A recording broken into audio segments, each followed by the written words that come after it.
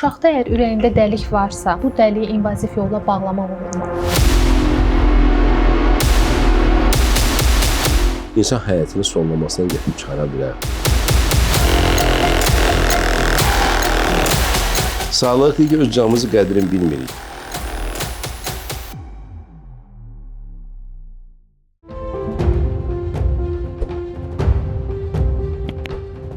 Hər birinizi xoş gördük, dəyərli dostlar, dəyərli izləyicilər. Bugün uşaq kardiologiya sahəsində çox önəmli, deyərdim ki, əsas bir rola sahib olan invaziv uşaq kardioloji əməliyyatlarından danışacağıq və bu mövzuda bizim studiyamızın qonağı uşaq kardioloqu, Tibb Universitetinin müəllimi Elnur Həkim İmanovdur.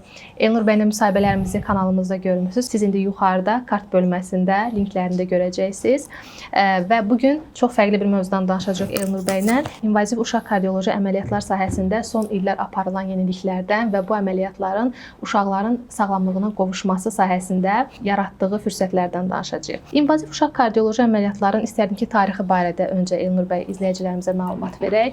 Bu əməliyyatlar nə vaxt icrasına başlanılıb və bu əməliyyatların uşaqların sağlamlığına ümumiyyətlə hansı töhfələr olub? Demək, sizin sualı cavablandırmaq üçün xeyli axından biraz siz sual verəndə mən hafızamda geçmişi xatırladım, tələblərimi xatırladım. İnvaziv uşaq kardiologiyası ilk dəfə 1960-63-cü illərdə Amerikanların bir həkim Münis tərəfindən icad olmağa başlayıb. Çünki bütün tibb sənayesi həm Amerika və Yaponiyada, dünyada indi də olsa da belə, indi də Çin onlara bərabər gedir. O zamanlar Amerika və Yaponiya üstünlüyü var idi. Və hər yeniliklər bu dünyanın dev ölkələrdən ortaya çıxırdı.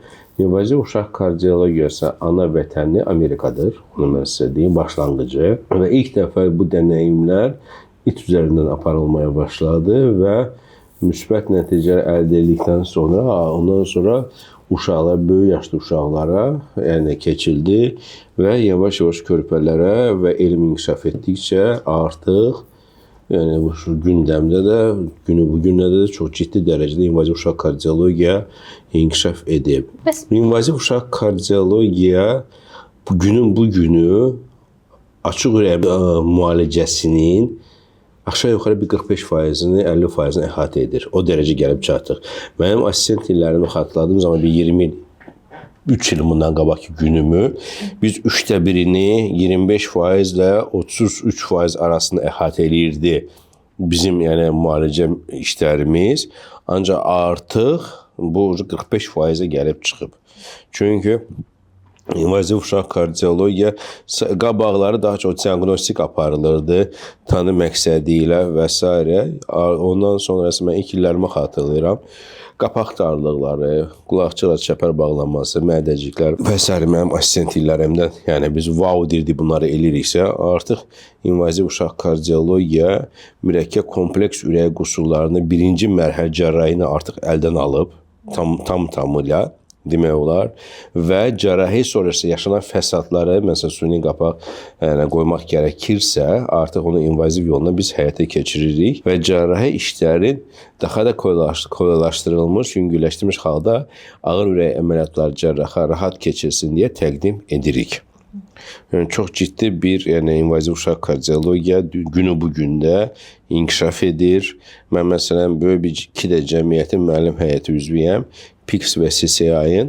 Məsələn, hər il getdiyim konferanslarda keçən ildəki olan qəbul edilən yenilik, biz artıq bu il onu əskilmiş, könəlmiş, yeni modifikasiyaya çıxmış formatı ilə qarşımızda qalır və elm çox sürətli inkişaf edir. Bizim sektorda, mən başqa sektor deyə bilmərəm, bizim sektorda çox sürətli inkişaf edir. Yeni texnologiyalar, yeni müdaxilələr, yeni yaxlaşımlar dünya elm alimləri tərəfindən aparılır və bizlər də onları öyrənib öz ölkəmizdə həyata keçirməyə qayrət göstəririk. Bəs Elnur bəy, açıq ürək əməliyyatları ilə invaziv ürək əməliyyatlarının fərqləri nələrdir? Çox fərqi var. Hərəsinin birinci öz yeri var. Yəni invaziv ürək əməliyyatları cərrahi açıq ürək əməliyyatı alternativ olaraq dünyada icad olundu. Məsələn, qabaq hər əməliyyat sinə yarılaraq ən gözəli qabırğa arası və ya indi populyar olan mini invaziv cərrahi müdaxilə ilə həyata keçirilir idi. Bu nə deməkdir? Xəstə istər-istəməz xəstəxanada qalma sürəsini uzadır. Preoperasionlu, əməliyyat öncəsi, əməliyyat sonrası.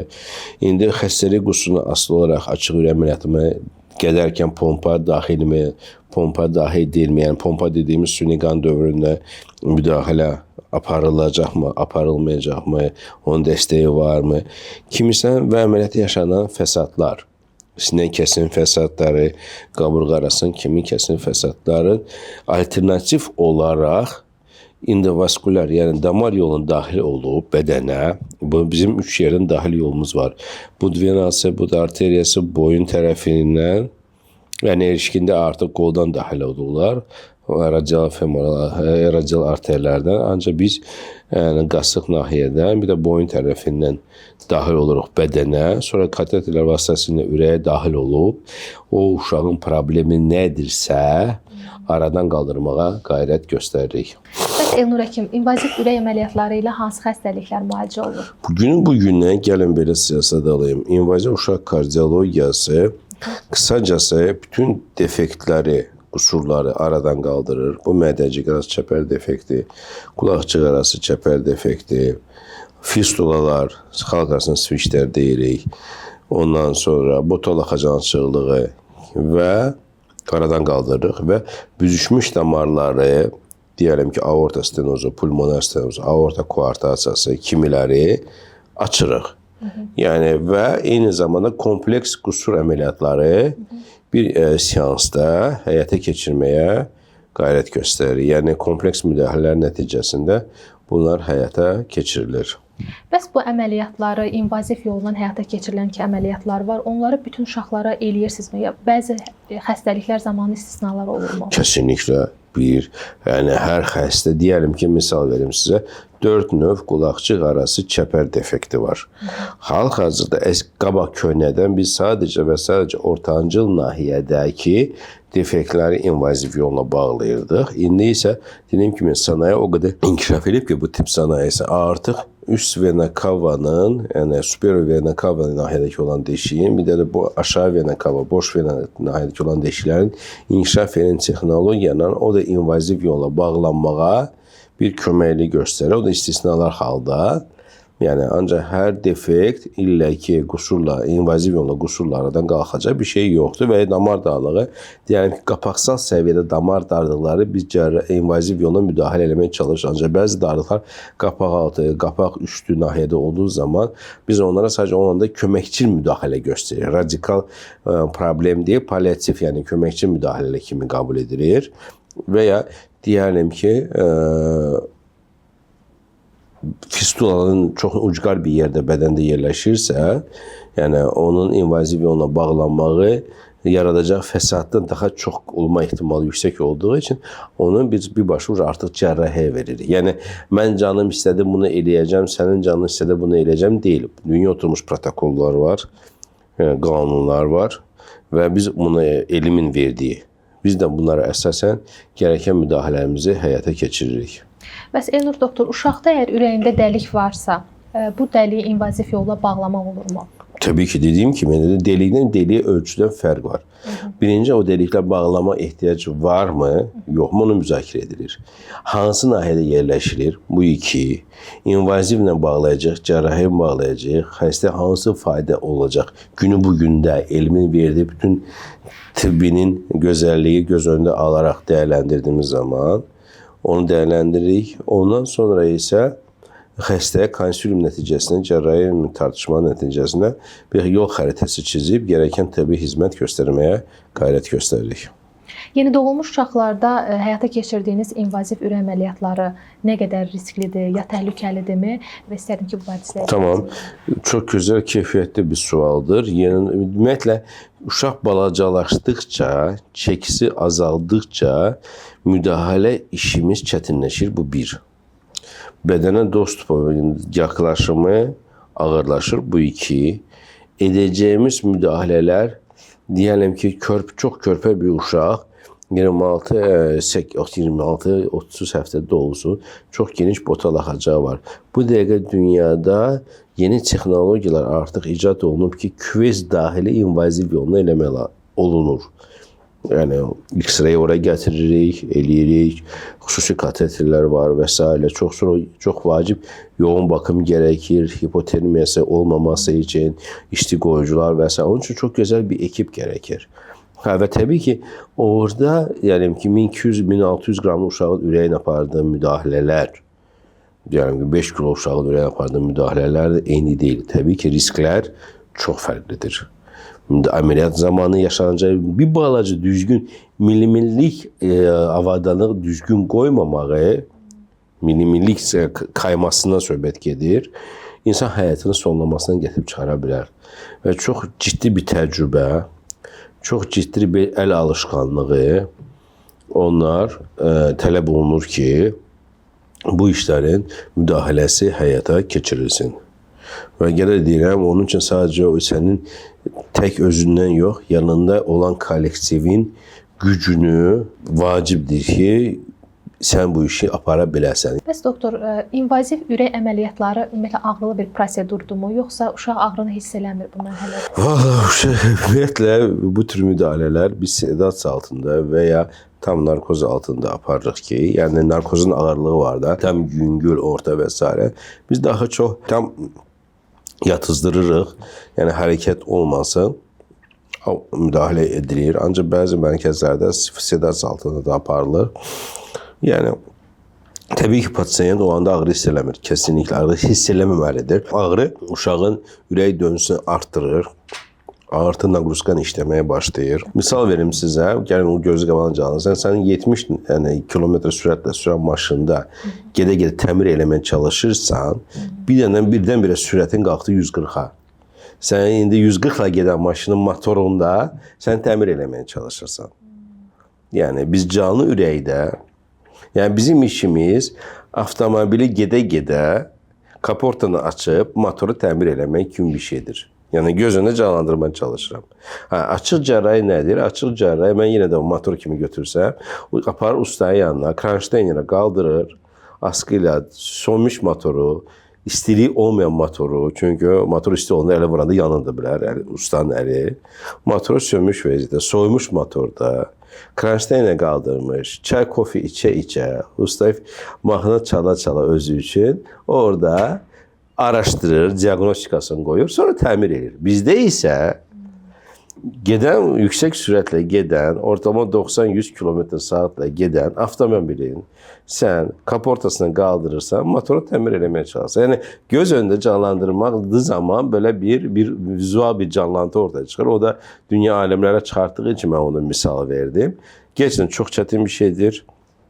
Nə qədər biz kəsisiz iş aparırıqsa, çox ağır həkim tərəfindən məsuliyyətli bir əməliyyatdır. Mənim 2 həftə bundan qabaq, dekabrın son günlərində bir aorta stenozu, ağırlaşmış xəstənin müdaxiləsi həyata keçirdik. Qapaq qradiyenti 120 idi. Mən onu belə bir camlanıb, 120 nə olduğunu bilmir.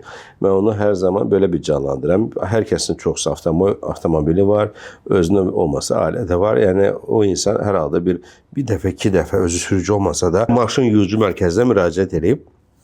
Orada tapancanın vurduğu sürət 60 mm civadır. Ne fikirləş ki, 2 dəfə yüksək o təzyiqlə qarşıya sən o tərs axımla oradan keçməyə çalışırsan və o problemi arada qaldırmaya çalışırsan. Çox çətin, məsuliyyətli və ağır işdir. Niyə? Çünki burada problem odur ki, bu insan o dəqiqəyə qədər qusurlu ürəklə yaşayırdı. Və sən o qusuru aradan qaldırdığın zaman ürək bir ana doğru dönsə qudurur. Alışmır. Güzel həyata. Aritmiyalar, ürək döngü pozğunluğu yaşana bilir, geçici də olsa. Onları işte aradan qaldırmaq, düzgün həyata keçirmək sənin və ekibin bir bacarığının asılıdır. Olub bizdə dəfə əməliyyat sırasında ürək dayanıb, qapaq darlığı, ciddi dərəcə qapaq var, darlıq var. Açdıq, ürək birdən-birə boşluğa düşdü. Arrest verdi. Çünki hər zaman naqruskan işləyirdi. Birdən məsələn bütün problem aradan qaldığının ürək öyrəşməyib də buna. adaptasiya sürəsi deyək ona biz. Alışma sürəsi deyək. Bərpa eləmək. Mən məsələn gözləyirəm ki, belə bir şey olacaq. Və təbii ki, anesteziyoloq və s. hamımız kollektiv olaraq buna hazırıq. Bəzi zaman gözlənməyən fəsadlar da ortaya çıxır, sürprizlər də oluruq. Yəni çox çətin müdaxilələr çıxırıq və ən vacib bizim tək hədəfimiz o uşağı sağlam həyatda valideynin təhvil vermək. Fəsadlar olurmu? Təbii ki, hər açıq ürək əməliyyatının fəsadı mı deyim, qapalı ürək əməliyyatının hər həsinin özünə görə fəsadı var. Yəni bizim əlimizdə fəsad olub, yəni onu inkar edə bilmərəm. Yəni bir invazivci və bir cərrah deyirsə ki, əlimdə fəsad olmayıb, demək o cərrah deyil. O invazivci deyil. O sadəcə kağız üzərində dünya alimlərinin sözü var. Если rus dilində, ingilis dilində də var tərcümə. Если хирурга нет осложнений, он только хирург на бумажке.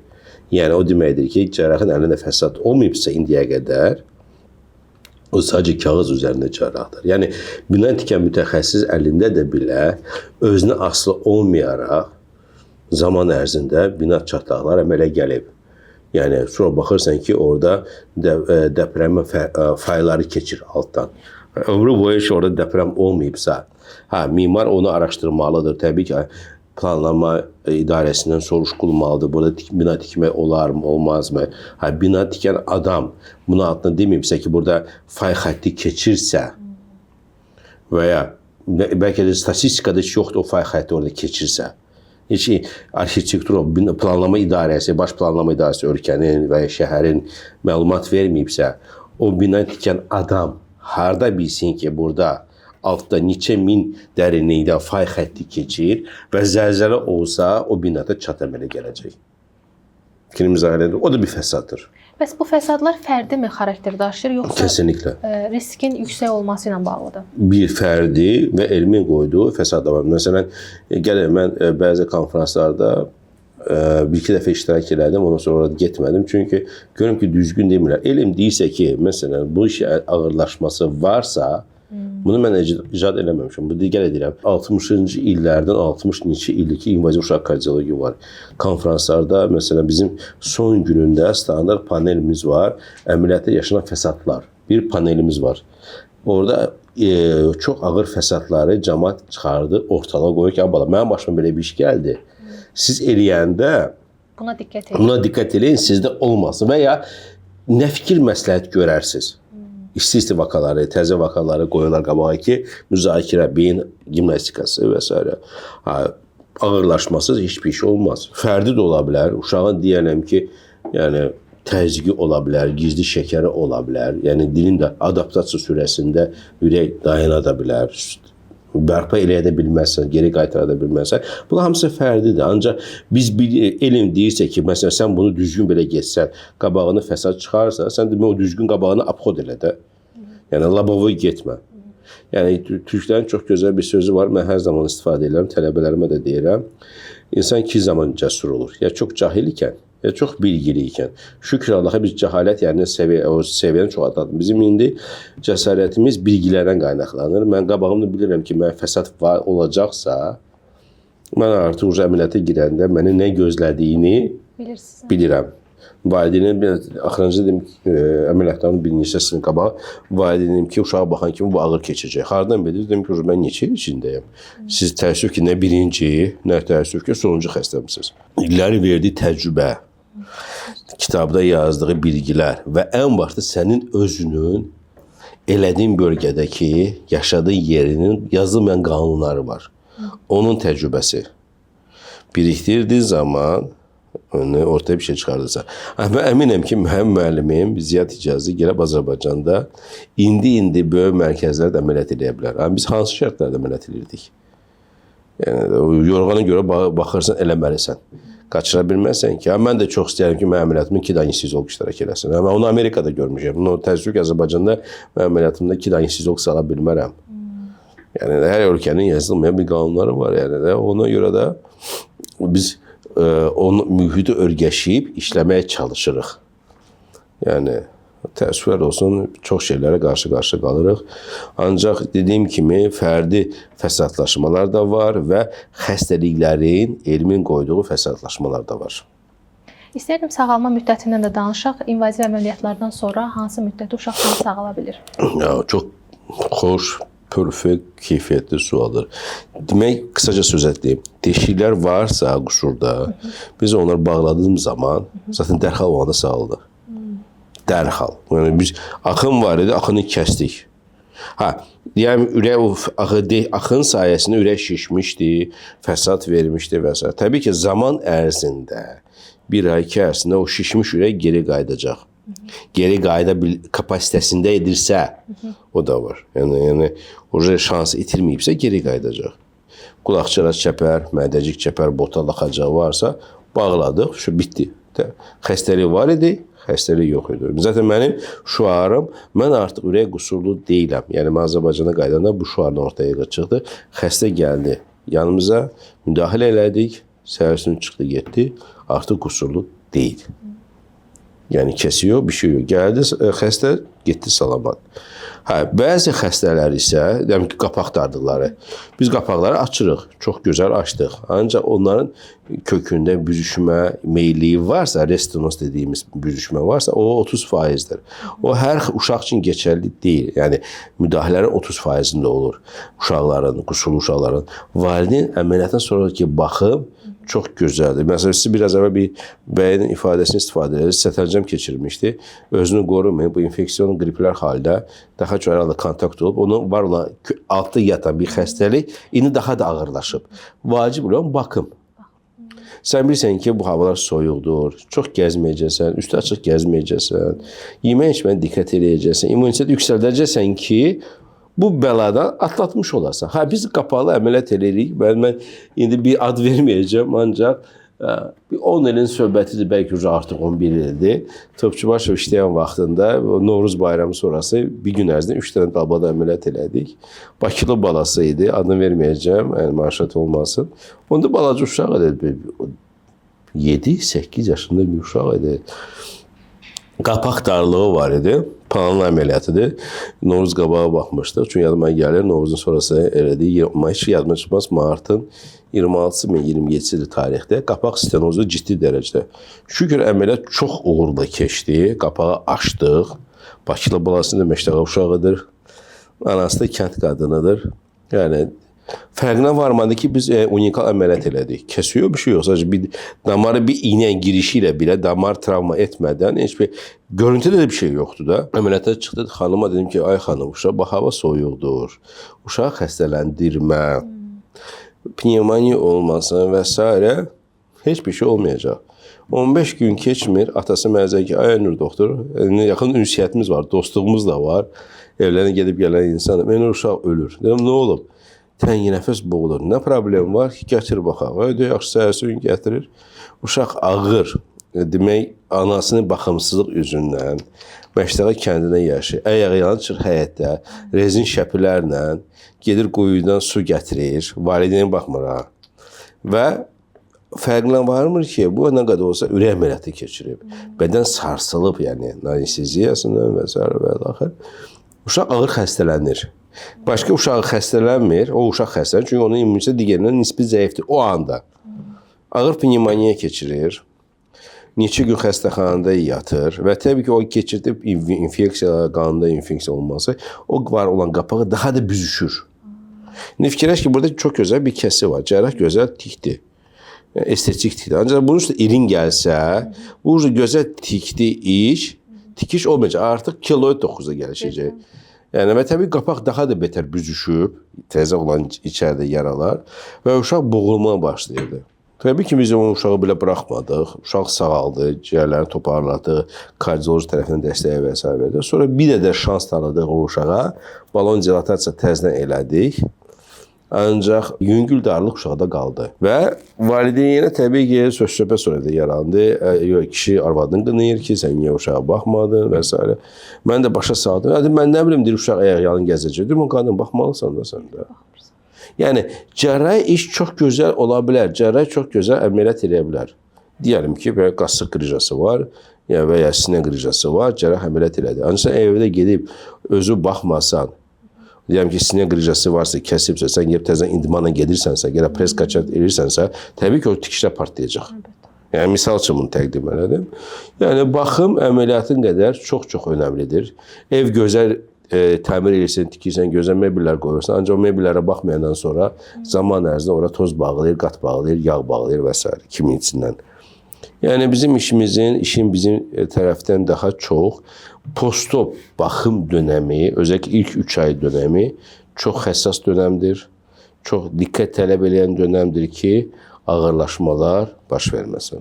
Bir də bir sualım olacaq sizə son olaraq. Valideynlər uşaqda hansı əlamətləri görürlərsə, invaziv uşaq kardioloquna müraciət etməlidir. Valideyn hansı əlamətlər görür, uşaq kardioloq invaziv deyil. Yəni bir sual elə görək. Valideyn nəyə diqqət eləməlidir ki, uşağın ürək problemi var. Ürək problemi var olandan sonra isə, yəni bizi bir şey aşkarladıq bir uşaq kardioloq olaraq. Onu neyəcəyik biz qərar veririk. Valideyn qərar vermir. Valideyn onu səlahiyyətə sahib deyil ki, mən açıq mı istəyim, mən qapalı mı istəyim. Təbii ki, hər valideyn istəyər ki, məsələn, amma çox pasiyentlər gəlir. Mən istəyirəm ki, sizin bu uşaq ürək qapalı əməliyyat edin. Qardaşım, texniki alınmayan şeyi mən necəsə, mən dünyanı mənə bağışlasan, mən bunu elə bilməyəcəmsə və yalandan fırlaq bir iş görəcəmsə, birinci o uşağı üstünə bilirəm ki, bunun nəticəsi yoxdursa, mən niyə onu ayağım altına yatızdırım, anesteziya verim, X-ray altına, şua altına eləyim və şua adını biz də yuturuq. Mən özünü o şuadan etkilənirəm. Nədən? Birinci göstəriş yoxdur. İkinci, öz adımı niyə ləkəliyim? Yəni, öz reputasiyamı niyəsə ləkəliyim? Eləyirik. Baxırıq, qərar veririk ki, bu lazımdır, buna lazımdır. İndi təəssüf ki, Azərbaycanda invazivin inkişaf eləməməsi üçün bəzi qüvvələr saçma ifadə edirlər. Onun dəfələrcə çıxışda mən təqdim eləmişəm. Məsələn, qulaqçılar çəpər bağlayır, hansı ki, gələ deyirəm, açıq cərrahinin 70% qapalıya gedir texniki olaraq. Və təbii ki, onlar yəni o öz hörmət eləməyən bir insanlardan söhbət gedir. Başlayır anti-reklam apağa. Bunları istifadə eləməyin. Bu texnologiya müvəqqəti şeydir. Qoyduğunuz avadanlıqlar uçur. X-ray cihazına gedəndə bədən ciyilləyir. Kiminsə belə saçma, heç elmi açıqlaması olmayan, yəni özünə uydurması, özü deyib də özünə inanmayan bir ifadələr istifadə edir. Və təbii ki, valideyn, mən də bir insanım, mənim də evlatlarım var. Desən ki, sənin bədəninə cihaz qoyacaq. Məsələn, bir X-ray cihazına bir mola girəndə dütdüləyəcəksə, heç kim onu istəməz ki. Ancaq elə bir təqdim edirlər ki, onu xəstənin qapalı tələbi olan və qapalı tamamilə sağala biləcək xəstəni illə ki, gərəksiz yerdə aqidəsiz olan insanlar onu açığa çevirirlər.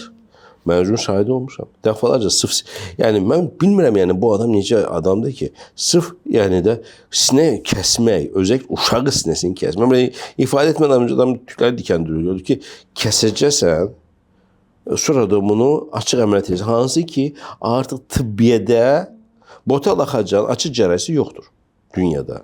Sadəcə küvez halində var. Bizim ölkədə təəssüf ki, bəzi qüvvələr bunu açıq edirlər. Pula görə. Yəni, sonra da o pulu nətər yiyirlərsə, mən belə hayran qalıram. Adım vermək istəmədim bir həkim yoldaşımın neçə il belə işlədiyini dəfalarca getirdim. Eləmə, günahdır, odur, budur falan filan, eləmə, ayıbdır. Yox, biz belə görmüşük. Sən görməmsən, sən bunu özünə uydurmuşsan. Sən oxuduğun məktəbə bunlar yoxdur. Məktəbi də bilirəm. Botal, peydanın invaziv yolla bağlanması sadəcə var. Cərrahi yoxdur. Yeni nəsil assistentlər, kardioxirurqlar peyda cərrahisini görmürlər. Botal axacın cərrahisini görmür. Çünki elə bir artıq xəstə kontingenti onlara gəlmir. Gələ deyəm, biz artıq açıq ürək əməliyyatın 50%, 45-50% almışıq. Ancaq pula görürlər. Sonra deyir ki, mənim niyə evladım olmur? Allah yuxarıda görür axı. Özü salamat, arvadı salamat, uşaqları yoxdur. Yuxarıdakı görür axı, sən kimisə balasına pula görə kəsirsənsə, mini invaziv olsa, qabırğa arasını kəsirsənsə, nə gərəyi var? Travma yaşadırsan da şu an. Nə gərəyi var? Daha sadə, hansı sağlıqlıdır? Yaxşı, mən bacara bilmirəmsə, sən məni yanıma yönləndirmə. Ver Həsən Məmməd eləsin, misal. Amma uşaq yazıqdır. Uşağa yazıqdır axı. Azərbaycanda elətdirmə. Ver başqasını eləsin. Mən çox yaxın dostumu, Qomaq-Rəbəsi, Medusda işlədim, yəni aktiv praktik işlədim dönəmində yanıma gətirdi. Qulaqçıq arası çəpər var idi. Həssas dönəmdə idi. Ya qapalı da eləmək olar. Çünki toxunmalar Yəni eləsən də risk var, eləməsən də daha rahat ola, komfortabl. Mən risk eləmədim, açıqca deyim. Çünki mənim buradakı şəraitim, məndə çi yoxdur, trasozofageal yoxdur və s. Dedim ki, biz nə var? Mən eləmirəm, o demək deyil ki, bunu eləmək olmaz. Mən yetişdirən müəllimlərimə müraciət elədim. Ahmet Bey dedim, hocam belə bir vaka var. Məndə sadəcə çi olmadığı için də mən bunu invaziv eləyib, müdaxilə zamanında transözofageal ehola ehtiyac ola bilər və s. Mən risk eləmirəm. Sən böyük mərkəzin alimisən, mütəxəssissən, əməliyyata yenə 5 dənə assistentim var. Sən orada bir dənəsən, uyğundursa, bir bax da, tamam göndər. Xəstə getdi İstanbulda, hocam baxdı, elədi. Mən burada gücənmədim. Mən burada da gədə deyirəm, biz hər şey bilmək zorunda deyilik.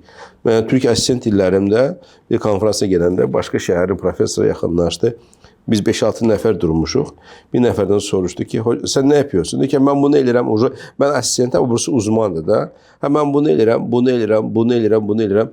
O da alim adamdır, mən onu tanıyıram. Çox mütəvazi, sadır. Sən heç bir şey eləmirsən. İnsan hər şey eləyə bilməz. Dünyada elm orta o qədər inkişaf edib ki, insanlar artıq bir xırda nöqtələrlə ancaq məşğuldular. Mən ancaq bununla məşğulam. Və bütün dünya ona axın edir ora. Sırf o adam onunla məşğul olduğu için. Ancaq hər şey satdığı için, hər şey eləmək istədiyi için beyin axı hər şey çatdıra bilmir. Çünki elm inkişaf edir. Sən bunu məşğul olursansa, sən sürekli bunu takip eləməlisən, bunu oxumalısan, bunu yenilikləri bilməlisən. Biraz da bundan, biraz da bundan, biraz da bundan, biraz da bundan. O gəlsin də hər istiqamətdə. O da olmur axı. Axırda ki, sən heç bir şey məşğul deyilsən. O söz məni tutdu. O söz məni gerçəkdən tutdu. Oturub fikirləşdim mən. Gerçəkdən hər şey elib heç bir şey eləməməkdənsə, bir dənə iş görsən, daha sağlıqlı olacaq ki, və o səni hər kəs ona tanıyacaq. Adı vermək istəmədiyim bir şəxs barədə çox yaxınımdır. Türkiyədə yaşayır, bir qəza keçirir, əl biləyində problem yaşayır. Çox Türkiyədə populyar bir insandır. Araşdırdı, Türkiyədə o işlə, o cərrahiyyə məşğul olan yoxdur. Fransa'da, Lyon şəhərində səhv salmıramsa, o işlə məşğul olan cərrah var. Sırf oturur minir TR-yə, gedir ora, o adam onu əməliyyat eləyir, xrustallə əməliyyat eləyir. Çünki işi gücü odur. Və qəbul üçün aylarca qabaq yazılır. Yəni, ekstrem olaraq sadəcə acil force major varsa, növbədən kənar alınır. Aylar qabaq yazılır, qəbuluna gedir, planlı əməliyyat eləyir və indi tərtəmiz yaşayır. Ancaq naşı bir adam əlinə düşsə, yəni, ol başına iş. Əslində bu cür müsahibələri təşkil etməkdə məqsədimiz də odur ki, izləyicilərimiz həqiqətən də hansısa bir xəstəliyin, ümumiyyətlə də uşaq kardiologiya sahəsində doğru istiqamətləndirmə barədə məlumat alsınlar. Elnur bəy bu istiqamətdə həm gerçəkləri bizə açdığına görə, həmçinin verdiyi dəstəyə görə, uşaqlarımıza qazandırdığı sağlamlığa görə təşəkkür edirik. Mən təşəkkür edirəm. Mən gələ burada hər zaman deyirəm, mən çıxışlarımda da bunu vurgulayıram. Çünki çox fəsadla qarşılaşırıq. Ölkədə uşaq kardioloq azdır, invaziv uşaq kardioloq ondan da azdır, ancaq var. Yəni bir şeylə qıysınlar, işi mütəxəssisə gətirsinlər. İnsan həyatı o qədər ucuz deyil. Biz onu o zaman dəyərini bilirik ki, xəstələnəndə. Sağlıqlı ki, öz canımızı qədrini bilmirik. Və xalq arasında bilsən nə istəyirsən, sən can sağlığı. O dil ağız kimi deyilir, ancaq real olanda can sağlığı çox dəyərli bir şeydir. Sənin canın sağlam olanda hər şey eləyirsən. Ancaq yatağa düşdüyü zaman artıq günün gözü heç bir şey görülmür. Və düzgün adam axtarırsan ki, səni o xəstəlikdən, nə xəstəliyin varsa aradan qaldırsın. O zaman seçimi də doğru eləməlisən. Təşəkkür edirəm. Elnur bəy, çox sağ olun. İzləyicilərimizə bildirmək istəyirəm ki, bugün studiyamızın qonağı uşaq kardioloqu, Tibb Universitetinin müəllimi Elnur Həkim İmanov idi. Elnur Həkimlə əgər suallarınız varsa, şərh bölümünə yaza bilərsiniz. Əlaqə nömrəsi də videonun üzərində və açıqlama bölümündə qeyd olunur. Özünüzə yaxşı baxın. Elnur bəy, təşəkkür edirəm bir daha. Təşəkkür edirəm. İnşallah yenidən görüşərik. Ümid edirəm. Sağ olun. Sağ olun.